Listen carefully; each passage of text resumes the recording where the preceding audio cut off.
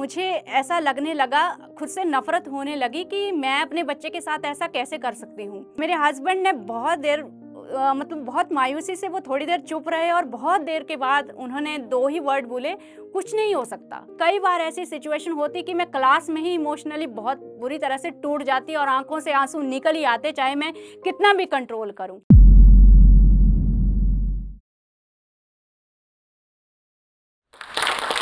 Hello, मेरा नाम है कोमल ठाकुर और मैं मुंबई महाराष्ट्र से आई हूँ और मैं एक 12 साल के ऑटिस्टिक बच्चे की मदर हूँ। आज मेरा बच्चा जिस लेवल पे है यानी कि अपनी लिमिटेड लैंग्वेज में अपने आप को फुली एक्सप्रेस करना, सोशल बिहेवियर को समझना, सोशल नॉर्म्स को समझना, अपने इमोशंस को एक्सप्रेस करना, उसका सिंगिंग, कुकिंग, स्पोर्ट्स में इतना अच्छा टैलेंट है, इंटरेस्ट है।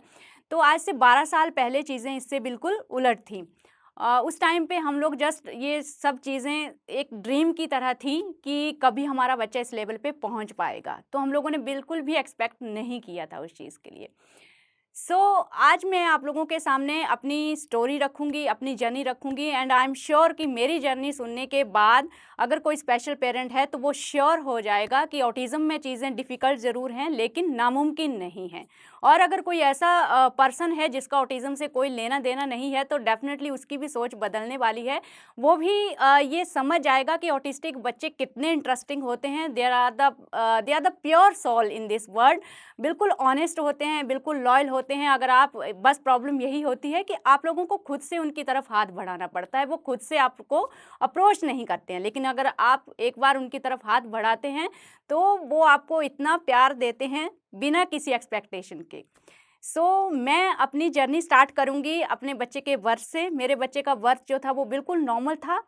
उसमें कोई प्रॉब्लम नहीं थी, उसने टाइम से बैठना चलना स्टार्ट किया। 1 साल में जो हम लोगों को अजीब चीज़ लग रही थी वो ये थी कि उसमें स्लीपिंग डिसऑर्डर था। ना तो वो दिन में सोता, ना रात को सोता। थोड़ा-सा इस चीज़ की मुझे टेंशन थी लेकिन जैसे हमारे बड़े-बूढ़े बोलते हैं कि बच्चे जो हैं वो बाद में ठीक हो जाते हैं, स्लीपिंग डिसऑर्डर बाद में ठीक हो जाता है। धीरे-धीरे इसी तरह से करते-करते 1.5 साल हुआ, हमने देखा कि उसकी स्पीच बिल्कुल नहीं आ रही है, वो बिल्कुल भी नहीं बोल पा रहा है। वो जस्ट मीनिंगलेस वर्ड्स को रिपीट करता था या समटाइम्स वो राइम्स को गुनगुनाता।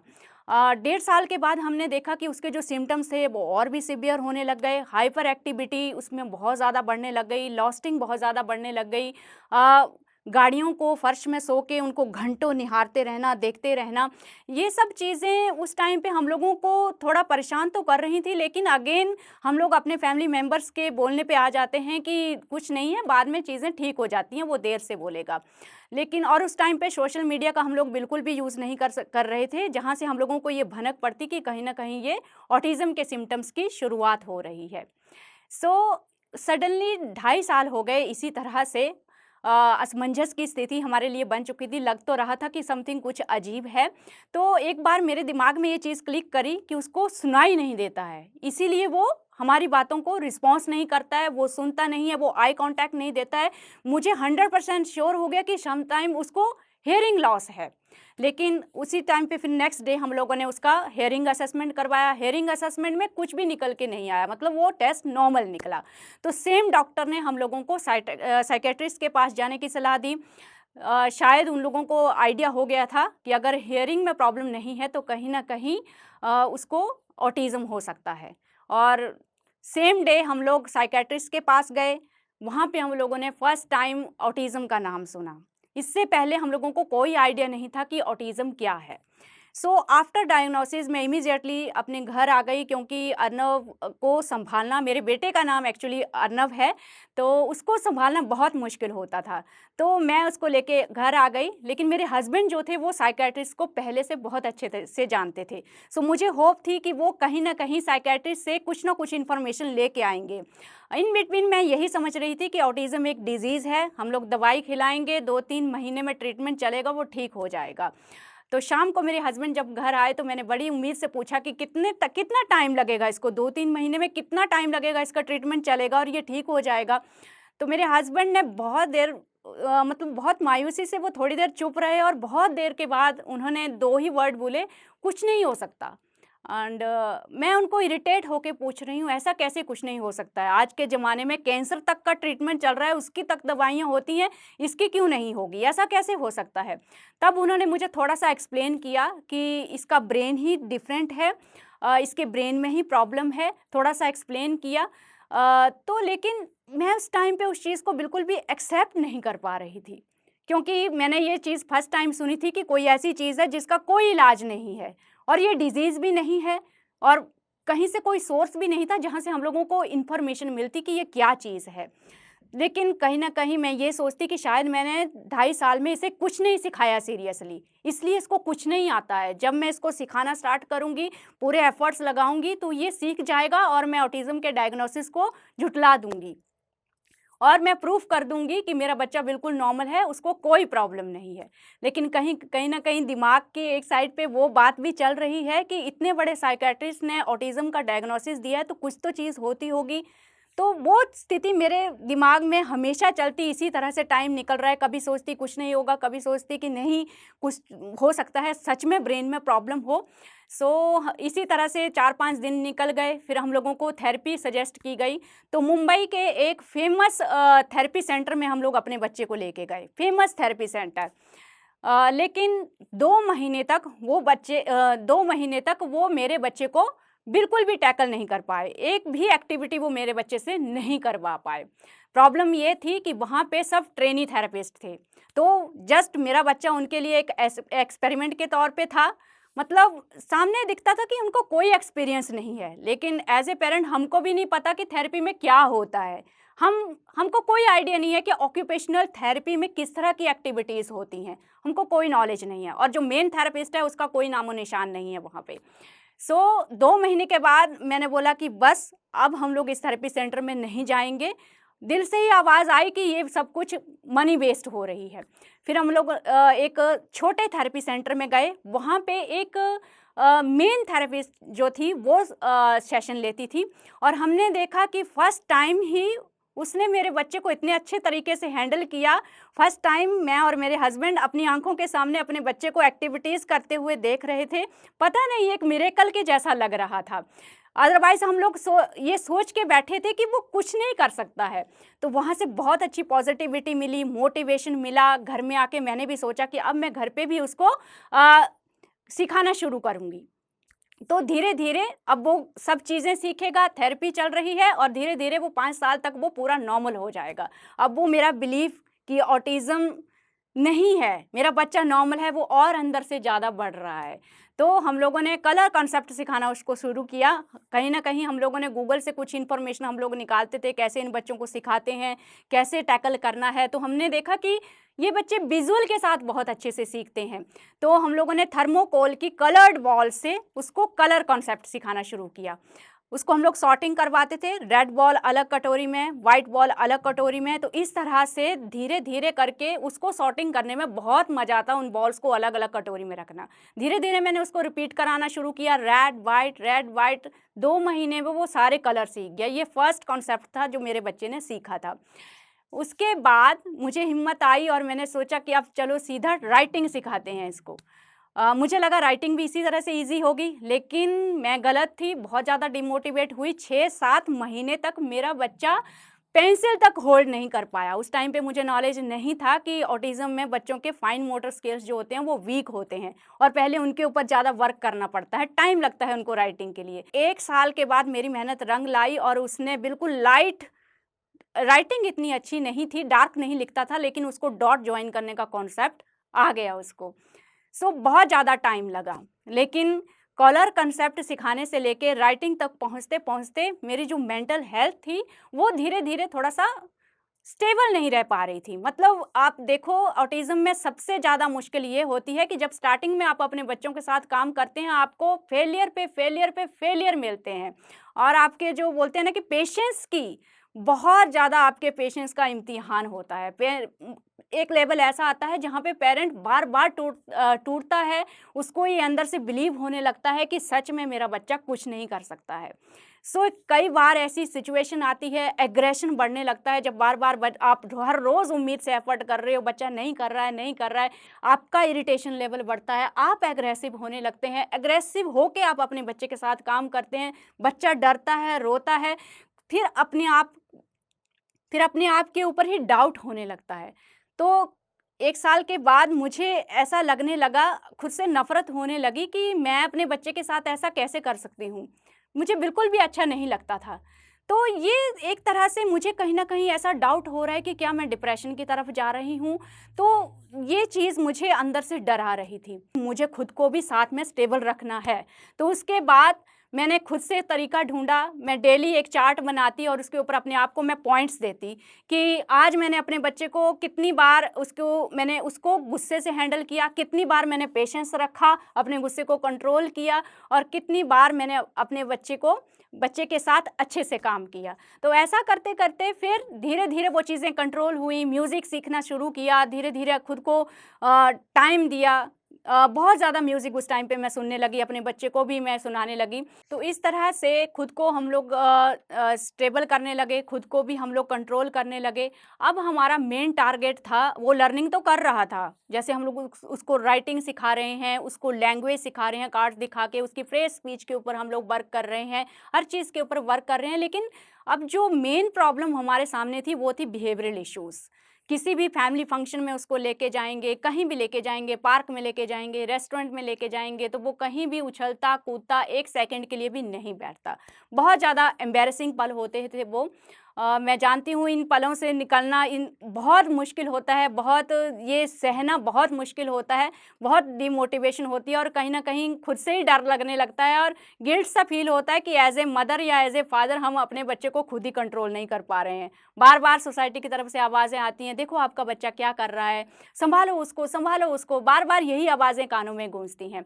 तो कहीं न कहीं हम लोगों को ये भी रियलाइज़ हुआ कि अभी बिहेवियरल इश्यूज़ के ऊपर भी काम करना है। उसको डेली रूटीन की जो एक्टिविटीज़ होती हैं, नहाना-धोना, खाना-पीना, ये सब चीज़ें भी सिखानी हैं। मैंने शुरुआत की पार्क से क्योंकि पार्क ही एक ऐसा प्लेस होता है जहाँ पे बहुत सारे लोग होते हैं, अननोन लोग होते हैं, बच्चे भी होते हैं, बड़े भी होते हैं, वहाँ पे मैंने उसको ट्रेन करना शुरू किया।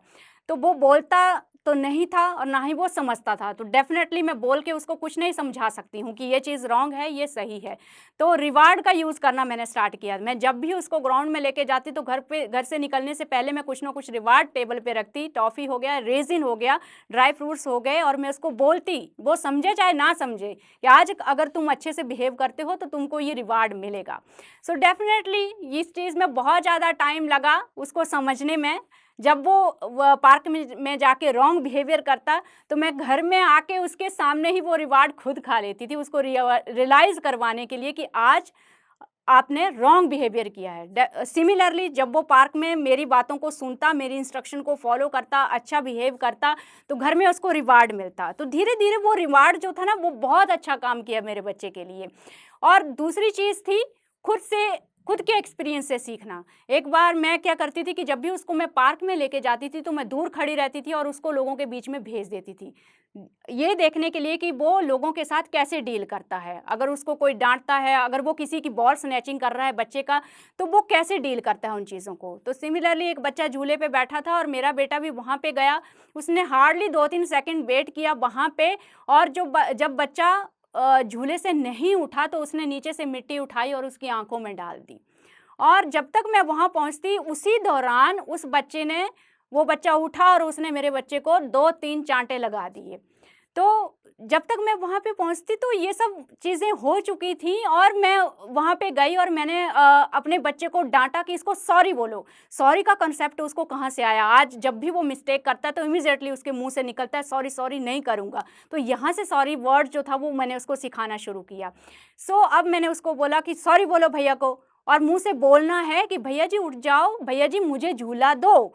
तो नेक्स्ट डे मैं फिर से उसको झूले पे लेके गई और मैंने उसको रिपीट करवाया कि बोलो, भैया को बोलो कि मुझे झूला दो। तब उसने देखा कि मेरे जस्ट 2 वर्ड बोलने से सामने वाला झूले से उठ गया। तो वो उसके लिए एक मैसेज था, वो समझ गया कि रॉन्ग बिहेवियर करने से बेटर है मुँह से कुछ लाइन्स रिपीट करो, काम बन जाता है। तो धीरे-धीरे उसको इम्पोर्टेंस समझ में आई लैंग्वेज की। तो यहाँ से वो वर्बल कैसे हुआ, उसने नॉन वर्बल कम्युनिकेशन से वो वर्बल कम्युनिकेशन पे ऊपर कैसे गया अपने एक्सपीरियंस से। सिमिलरली किसी भी शॉप में हम लोग उसको लेके जाते, मार्केट में लेके जाते, वो चीज़ों के ऊपर झपट पड़ता, टॉयज़ हों, खाने की चीज़ें हों, किसी भी चीज़ के ऊपर वो झपट पड़ता। उस चीज़ को हम लोग कैसे कंट्रोल करते? तो मैं ये चीज़ देख रही थी कि जब हम उसको डाँट रहे हैं उसको कोई फ़र्क नहीं पड़ रहा है, लेकिन जब बाहर वाला उसको डाँट रहा है तो वो डरता है। एक दिन मैंने एक शॉपकीपर को बोला, वो सिमिलरली वहाँ पे जाके उसकी चीज़ों को टच कर रहा है इधर-उधर हाथ-वाथ लगा के, तो मैंने शॉपकीपर को थोड़ा-सा धीरे से आवाज़ में बोला कि इसको डाँटो थोड़ा-सा, और शॉपकीपर ने उसको अच्छे से डाँटा, उसके हाथ में डंडा भी था और शॉपकीपर कहीं न कहीं समझ गया था कि पेरेंट्स मुझे क्या बोलने की कोशिश कर रहे हैं। तो जैसे ही उसने मेरे बच्चे को डाँटा ज़ोर से और वो एकदम से रुक गया, क्योंकि वो उसके लिए फर्स्ट एक्सपीरियंस था और एकदम से वो मेरे पीछे आके छुप गया। तो वहीं से फिर मैंने उसको बोला कि अंकल को सॉरी बोलो और बोलो मैं सामान टच नहीं करूँगा। तो आज भी आप देखो हम लोग उसको मार्केट में लेके जाते हैं ना, तो अगर उसको कोई चीज़ अच्छी लग रही है ना, तो वो मुझे बोलता है कि मैं दूर से देखूँगा, टच नहीं करूँगा, दूर से देखूँगा। तो ये चीज़ें वहाँ से शुरू हुई थी। उसके बाद उसको शॉपकीपर बोलता कि तुमको चिप्स चाहिए? तो वो बोलता है हाँ, तो जाओ अपने पापा से पैसे लेके आओ, पैसे लेके आओ। तो उसको कहीं न कहीं फिर कॉन्सेप्ट समझ में आया कि ये जो शॉप्स होती हैं, यहाँ पे सामान ऐसे ही नहीं मिलता है। इसका कोई मालिक है, शॉपकीपर जो है वो उसका मालिक है, ओनर है और उसको पैसे देने पड़ते हैं। तो पैसे का कांसेप्ट उसको फिर वहाँ से आया धीरे-धीरे। तो फिर हम खुद उसके हाथ में पैसे रखते और उसको बोलते जाओ अंकल को दो और चिप्स लेके आओ। तो ये तो था पैसे का कांसेप्ट, उसको वहाँ से आने लगा। अब जैसे किसी बर्थडे पार्टी में जा रहा है, किसी फैमिली फंक्शन में जा रहा है, वहाँ पे खाने पे एक सोशल नॉर्म्स होता है। मतलब आपकी टर्न आती है तभी आपको खाना खाना होता है, उसको उन चीज़ों का कोई आइडिया नहीं है। वो सीधा किसी की प्लेट में से निकाल के मुँह में डालता, और ये सब कितना एम्बैरेसिंग होता है, एक स्पेशल पेरेंट अच्छे से समझता है, बहुत ज़्यादा एम्बैरेसिंग होता है। तो उसके लिए मेरे दिमाग में ये चीज़ आई कि इसको टर्न टेकिंग सिखानी चाहिए।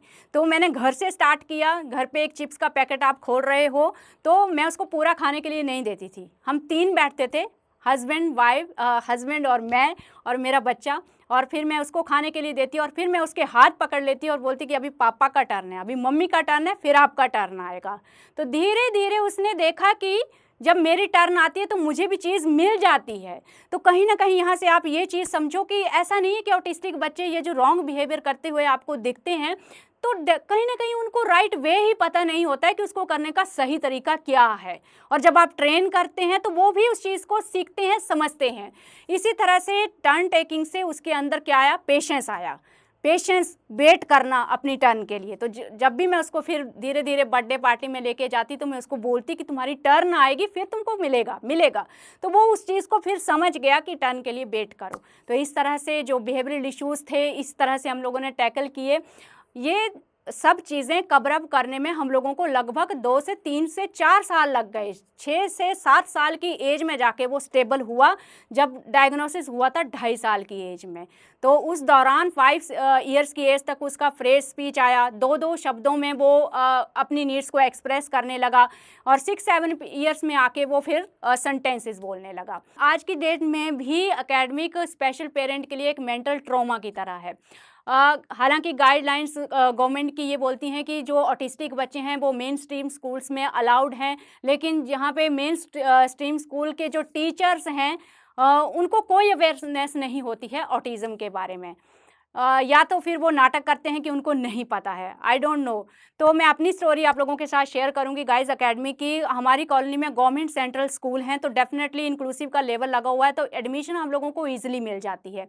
लेकिन एडमिशन के बाद 3-4 दिन में ही हम लोगों को पता है हमारा बच्चा सिवियर हाइपर एक्टिव है, तो डेफ़िनेटली स्कूल में प्रॉब्लम आने ही वाली है, तो वो सब स्टार्ट हो जाता है। स्कूल रोज़ चिल्लाता है आपका बच्चा दूसरे बच्चों को डिस्टर्ब कर रहा है, ऐसा कर रहा है, वैसा कर रहा है। तो 3-4 दिन के बाद ही ना मेरी हालत ख़राब होने लग गई। रोज़-रोज़ सब पेरेंट्स के सामने, वो भी एक टीचर सब पेरेंट्स के सामने आपको सुनाता है कि देखो आपका बच्चा ये कर रहा है, ये कर रहा है।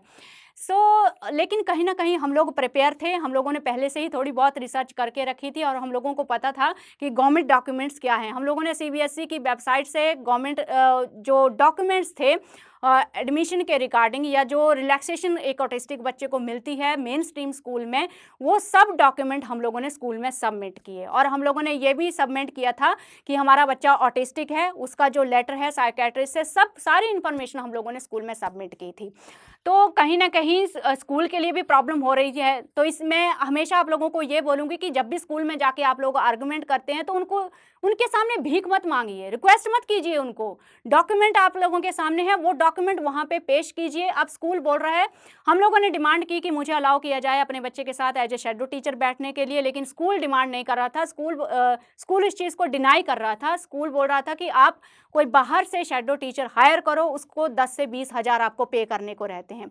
तो हर पेरेंट तो कैपेबल नहीं है, हर किसी की फाइनेंशियल कंडीशन ऐसी अच्छी नहीं है।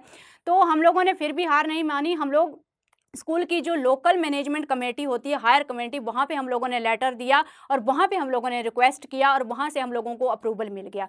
अब मैं अपने बच्चे के साथ as a shadow teacher school में बैठने लगी, स्कूल ने फिर अलाउ किया, लेकिन वो जर्नी भी आसान नहीं थी। इतने छोटे छोटे बच्चों के बीच में अपने बच्चे को लेकर बैठना, ये बहुत ज़्यादा स्ट्रेसफुल होता है। आप पल पल ये कंपेरिजन करते हैं कि बाकी बच्चे कितने अच्छे से एक्टिविटीज़ कर रहे हैं, टिफ़िन खा रहे हैं, पोइम्स गा रहे हैं, लेकिन आपका बच्चा क्या कर रहा है, इधर उधर भाग रहा है, उसको कोई इंटरेस्ट नहीं है, उसको कोई देना ही नहीं है कि स्कूल में क्या हो रहा है। ऐसा करते करते ना कई बार ऐसी सिचुएशन होती कि मैं क्लास में ही इमोशनली बहुत बुरी तरह से टूट जाती और आंखों से आंसू निकल ही आते, चाहे मैं कितना भी कंट्रोल करूं। लेकिन ये सब देख के बाद में जो टीचर थी वो भी थोड़ा सा इमोशनल हो गई और उन्होंने मुझे थोड़ा सा इमोशनल सपोर्ट देना शुरू कर दिया क्लास में। तो वो बोलते कि कोई बात नहीं, धीरे धीरे हम उसको थोड़ा बाहर रखेंगे, फिर अंदर लेके आएंगे, धीरे धीरे वो सीख जाएगा। इस तरह से एकेडमिक जर्नी स्टार्ट होने लगी। लेकिन आपकी किस्मत अच्छी होनी चाहिए कि आपको टीचर अच्छा मिले। बाद में जो टीचर आए वो इतने अच्छे नहीं थे, वो इतना ज़्यादा इंटरेक्शन करते ही नहीं थे, मतलब और इतना अच्छा सपोर्ट मिलता भी नहीं था। आपको शैडो टीचर तो अलाउ कर रहे हैं, लेकिन स्कूल का टीचर का कोई इंटरेक्शन नहीं है आपके बच्चे के साथ, तो उस चीज़ का भी कोई बेनिफिट नहीं है। और टीचर की हालत आप देखो तो एक दिन मैं एग्ज़ाम था मेरे बच्चे का, तो मेरे बच्चे को प्रॉम्प्टर मिलना चाहिए था, स्पेशल एजुकेटर मिलना चाहिए था। पूरा साल मैं इतनी मेहनत करती और उसको सिलेबस रेडी करवाती, उसको basic reading, writing, basic mathematical operation वो सब हम लोगों ने करवाए थे। इस लेवल पे वो पहुंच गया था, लेकिन आगे उसको एग्ज़ाम के लिए हेल्प चाहिए थी, जो कि गवर्नमेंट की गाइडलाइंस भी है कि ड्यूरिंग एग्ज़ाम इनको स्पेशल एजुकेटर मिलना चाहिए या फिर कोई प्रॉम्प्टर मिलना चाहिए। तो मैं एक दिन ऐसे ही एग्ज़ाम में उसको लेने गई और मैंने देखा उसके लिए कोई वहाँ पे स्पेशल एजुकेटर नहीं है, कोई प्रॉम्प्टर नहीं है और वो नॉर्मल बच्चों के बीच में बैठा हुआ है और उसने जितना उसको आता है थोड़ा बहुत लिखा है, बाकी पूरे क्वेश्चन उसने रिपीट कर दिए हैं। और उधर से टीचर मुझे कंप्लेंट कर रही है, आज आपका बच्चा इतना जोर से क्यों चिल्ला रहा था, पूरी क्लास को डिस्टर्ब कर रहा है वो। मुझे बहुत गुस्सा आया। एक तो जो फैसिलिटी उसको मिलनी चाहिए वो तो आप लोगों ने दी नहीं। मैंने टीचर को जस्ट इतना बोला, मैम आपको पता है ना वो ऑटिस्टिक है, स्पेशल बच्चा है, तो उसको वर्बल स्टीमिंग का प्रॉब्लम है। वर्बल स्टीमिंग स्पेशल पेरेंट को पता है, ये एक तरह का सेंसरी इशू होता है जिसमें बच्चा अननेसेसरली आवाज़ें निकालता रहता है और वो उसके कंट्रोल में नहीं होता है, वो प्योरली एक इनवॉलंटरी मूवमेंट होता है, तो उसके कंट्रोल में नहीं होता है। तो मुझे पता था टीचर को इस चीज़ का कोई आइडिया नहीं है कि ऑटिज़्म में सेंसरी इश्यूज़ क्या होते हैं, उसके सिर के ऊपर से ही जा रही है वो बात, उसको कुछ समझ में नहीं आया। लेकिन मैं इतना बोल के वहाँ से डिसअपॉइंट होके घर आ गई, क्योंकि मुझे पता था कि मैंने जो पूरा साल मेहनत की, अपने हाथ से लिख-लिख के वर्कशीट बनाई, वो सारी मेहनत वहाँ पे ज़ीरो हो चुकी है। एकेडमिक इसी तरह से चल रहा है, कभी सपोर्ट मिलता, कभी नहीं मिलता, लेकिन हम लोग अभी इस चीज़ के ऊपर ज़्यादा ध्यान नहीं दे रहे हैं क्योंकि फॉल्ट जो है वो एजुकेशन सिस्टम का है, तो फिर हम क्यों सफ़र करें। और मैं आप लोगों को यही मैसेज देना चाहूँगी गाइस कि आप कभी भी ट्रेडिशनल मेथड से मत चलिए कि ऐसी चीज़ें होती आ रही हैं तो हम भी ऐसे ही करेंगे। आप अपने बच्चे के हिसाब से चलिए। मेरे लिए इतना काफ़ी है कि उसका बेसिक एजुकेशन अभी कंप्लीट हो चुका है, रीडिंग, राइटिंग, मैथमेटिकल ऑपरेशन उसको आते हैं और रीडिंग राइटिंग उसको हेल्प कर रही है दूसरी स्किल्स को सीखने के लिए। मैं आप लोगों को बताती हूँ कि सिंगिंग की जर्नी जो है वो हम लोगों को कैसे पता चला कि हमारे ऑटिस्टिक बच्चे का टैलेंट जो है वो सिंगिंग में है। तो गाइज़ वो क्या करता था, वो बहुत डिफ़िकल्ट सॉन्ग की जो धुन होती थी उसको इमिटेट कर देता था जब वो 3, 4, 5 साल का था। और सब लोग उसको सुनते और लोग पहचान जाते कि ये कौन से गाने की धुन लगा रहा है। तो सब हमको बोलते कि कितनी अच्छे से धुन लगाता है, आप लोग उसको गाना क्यों नहीं सिखाते हो? तो हम लोग हर वक्त यही बोलते हैं कि जब वो लैंग्वेज ही नहीं है, वो लिरिक्स सीख ही नहीं पाएगा तो हम कैसे सिखाएंगे इसको। लेकिन धीरे धीरे लोगों का प्रेशर बहुत ज़्यादा आने लगा और हमने सोचा कि चलो ट्राई करते हैं। एक एक लाइन से मैंने सिखाना उसको शुरू किया। ओरली जब मैं उसको सिखा रही थी तो बहुत मुश्किल हो रही थी। फिर उस टाइम पे उसको राइटिंग आती थी, रीडिंग आती थी, तो मैं बोर्ड के ऊपर पूरा गाना लिखती थी और मैंने देखा कि वो रीड करके लिरिक्स को पूरा गाना याद करने में उसको बहुत आसानी हो रही है। शुरू में एक गाना याद करने के लिए उसको 2 महीने लग गए, उसके बाद 1 वीक, और अभी तो वो 2-3 दिन में एक गाना कर लेता है। बहुत सारे लोगों ने बोला कि ऐसे बच्चे जो हैं वो क्लासिकल म्यूज़िक नहीं सीखते हैं। इतने म्यूज़िक टीचर को हम लोगों ने अप्रोच किया, सब डिनाई कर रहे हैं। लेकिन आज आप देखो वो क्लासिकल म्यूज़िक भी सीख रहा है। तो जैसे चैनल में मैंने उसके सिंगिंग के वीडियो डालना शुरू किया तो कुछ म्यूज़िक टीचर ने देखा कि वो गाता है तो फिर वो रेडी हुए। अदरवाइज़ वो ऑटिस्टिक बच्चे का नाम सुन के ही वहाँ से भाग जाते थे, मतलब बिल्कुल डिनाई करते थे या फिर इतना चार्ज करेंगे जो आपके बस में है ही नहीं। तो एक दिन सीसीए का सोलो सिंगिंग कॉम्पिटिशन आया और उसमें मैंने अपने बच्चे को पार्टिसिपेट करवाया और फर्स्ट टाइम हमने देखा कि मेरे बच्चे ने सिलेक्शन राउंड पास कर लिया। वो फर्स्ट 6 बच्चों में उसका नाम आ गया और उससे भी बड़ा सरप्राइज़ तो मुझे तब मिला जब फाइनल राउंड में उसने फर्स्ट पोजीशन होल्ड की। तो that was completely unexpected for us, बिल्कुल मिरेकल की तरह लग रहा था। रात को मेरे पास वो टीचर का मैसेज आया और मैं अपने बच्चे को खुशी से ऐसे झकझोर रही हूँ कि देखो तुमने फर्स्ट पोजीशन होल्ड की है। तो मैं चाहती थी कि वो सेम खुशी वो महसूस करे, लेकिन अफ़सोस उस टाइम पे मेरे बच्चे को इस चीज़ का पता नहीं चलता था कि हाँ, वेरी गुड क्या है, प्रेज़ क्या है। उसके बाद मैंने वो चीज़ भी रियलाइज़ की कि इसको कैसे हम लोग सिखाएँगे कि प्रेज़ क्या है। तो धीरे-धीरे वो चीज़ें भी सिखाई। आज वो बोलता है, जब भी वो कुछ काम करता है और मैं उसको बोलती हूँ वेरी गुड, तो इमीडिएटली बोलता है ओके, अब अर्नव को क्या मिलेगा। तो आज उसको प्रेज़ का मीनिंग भी पता है, आज उसके अंदर इमोशंस भी हैं, वो सब समझता है कि गुस्सा हो रहा है या प्यार हो रहा है या कौन सा पर्सन उसको कैसे ट्रीट कर रहा है, इन सब चीज़ों को उसको आइडिया हो जाता है अभी। तो वो इमीडिएटली हम लोगों को जब भी गुस्से में देखता है तो सामने से बोलता है मम्मी को क्या हुआ है, मम्मी को गुस्सा आया है। और आप बिलीव नहीं करेंगे, वो हम लोगों को मनाता भी है। वो जैसे ही हम वो थोड़ी देर वेट करता है और उसके बाद वो हमारे पास आता है और फिर बोलता है कि मम्मी जी मुझे हग करना है, मुझे प्यार करना है। तो उसको वो चीज़ अच्छी नहीं लगती है जब हम उसको डाँटते हैं या गुस्सा करते हैं, तो इस तरह से उसके अंदर अभी इमोशंस भी हैं। एंड में मैं आप लोगों को यही मैसेज देना चाहूँगी गाइज़ कि ये मैं इस चीज़ को बिल्कुल एग्री करती हूँ कि ऑटिज़्म में हर पल ये कंडीशन होती है। कई बार आप टूट जाते हैं, कई बार आप गिव अप करते हैं, कई बार आपको लगता है कि नहीं मेरे से नहीं होगा, चीज़ें बहुत मुश्किल हैं, लेकिन फिर भी एज़ ए पेरेंट आप कभी भी हार नहीं मानते हैं, क्योंकि अपने लिए हम लोग हार मान सकते हैं, लेकिन जब बच्चे की बात आती है तो हम बार-बार 100 बार गिर के भी फिर से उठते हैं और फिर से एफर्ट्स करते हैं। और मैं इस चीज़ की गारंटी देती हूँ गाइज़ कि ऑटिज़्म में चीज़ें डिफ़िकल्ट ज़रूर हैं, फिर से बोलूँगी नामुमकिन नहीं है। बिल्कुल भी गिव अप मत कीजिए, किसी भी एज में गिव अप मत कीजिए, चाहे 10 साल का बच्चा है, चाहे 15 साल का बच्चा है। अगर आप एफर्ट्स कर रहे हैं तो रिज़ल्ट आपको डेफ़िनेटली मिलेंगे। एंड में जोश टॉक के इस प्लेटफ़ॉर्म को मैं धन्यवाद करना चाहूँगी। शायद ये पहला प्लेटफ़ॉर्म है जहाँ पे ऑटिज़्म अवेयरनेस को फ़ोकस किया गया है और इतने बड़े लेवल पे ऑटिज़्म अवेयरनेस दी जा रही है, क्योंकि सोसाइटी का कोऑपरेशन हमारे बच्चों के लिए बहुत ज़्यादा ज़रूरी है।